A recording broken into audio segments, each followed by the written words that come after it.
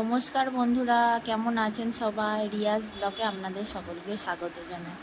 বন্ধুরা দেখুন আমার ছেলের অবস্থা। আমি আসলে রান্না করছিলাম আর ও দেখে এই কাণ্ড করেছে। ফ্রিজ থেকে নিয়ে পুরো মিষ্টির প্যাকেটটা নিয়েই বসে গেছে খাবে বলে।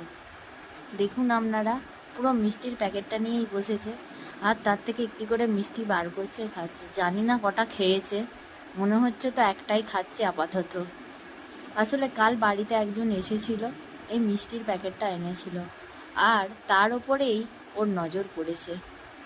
দেখুন আপনারা, রসে ডুবিয়ে ডুবিয়ে আবার খাচ্ছে, দেখতে পাচ্ছে?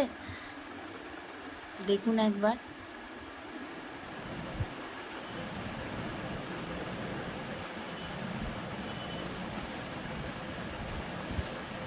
তুমি কেন মিষ্টি বের করে খাচ্ছ?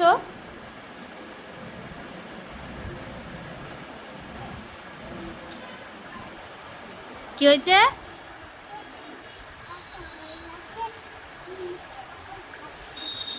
সকাল হয়ে গেছে ওই জন্য মিষ্টি বার করে খাচ্ছ? আচ্ছা, তুমি তো তোদলা হয়ে যাচ্ছ, মিষ্টি খেতে নেই। ভালো করে কথা বলবে।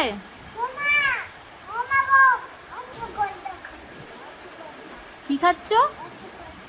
রসগোল্লা? রসগোল্লা তো ভালো না খেতে।